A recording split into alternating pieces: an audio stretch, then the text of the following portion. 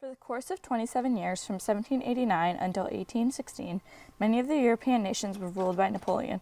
Napoleon was able to take over many countries in Europe except for one, Britain. After an unsuccessful attempt at taking over Britain, Napoleon came up with a new plan. Napoleon decided that in order to take over Britain, first he must take over Portugal. He wanted the royal family of Portugal to accept the continental system, which aimed to stop British goods from entering anywhere. The royal family of Portugal refused to accept Napoleon's demands, and so Napoleon and his army, with the help of Spain, decided to invade Portugal. Afraid of losing to the French army, the royal family of Portugal escaped to Brazil, and with them they brought many others, for which Brazil had to accommodate. In Brazil, the royal family discovered gold and jewels, and they started to take as much as they could. At this time in Brazil, there were three main classes: the wealthy European elite, the middle class, also known as the mestizo. These were the people who paid the taxes. And at the bottom of the social pyramid was the labor base, which consisted of the Amerindian African. These were the poor majorities. Around the 1820s, Brazil's population was of around 4 million, with 52% black, 24% European, 17% mestizo, and 7% were indigenous Indian. Brazil was second only to the United States regarding slavery and slave trade. After Napoleon and his army found out that the royal family of Portugal had ran away to Brazil, they were angered and started to take over Portugal. During this time, the British army came to Portugal and fought the French. The Brazil Revolution officially began in a town called Tiradentes. A man from this town began to revolt, and he was later nicknamed Tiradentes. He traveled everywhere in Brazil in an attempt to gain an opposed following against Portugal, because they were taking up an unnecessary amount of space, and they were taking all of Brazil's gold. This angered the Portugal army, so they killed Tiradentes and proceeded to march his body in the streets. This was the end of the first revolt led by all of the educated men. The king of Portugal believed that killing Tiradentes would stop all of the revolts, but this instead ended up angering the lower class, and in 1798 they led another revolt.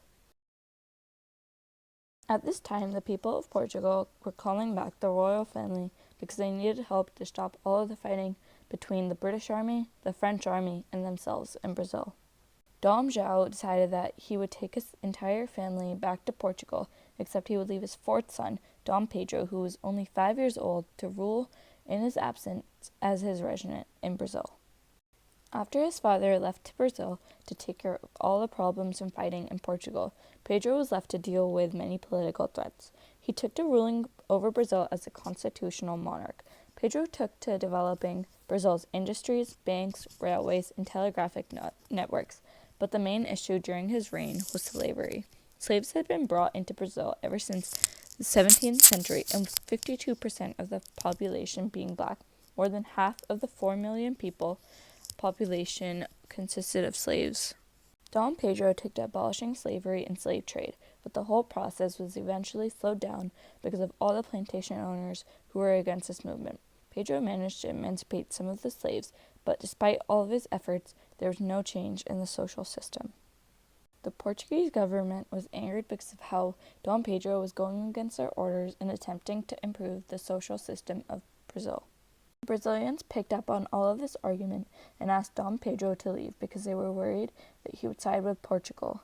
Pedro refused and gave a speech called the I Am Staying speech, in which he spoke about all of the reasons that he had to stay and how he was going to go about improving Brazil. On his 14th birthday, the people of Brazil decided that Dom Pedro was old enough, and in 1822, Dom Pedro was crowned the official emperor of Brazil.